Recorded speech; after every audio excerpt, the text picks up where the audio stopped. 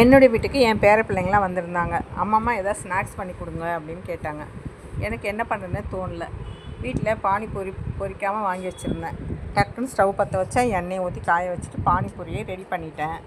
அதுக்கு மசாலா தேவை இல்லையா?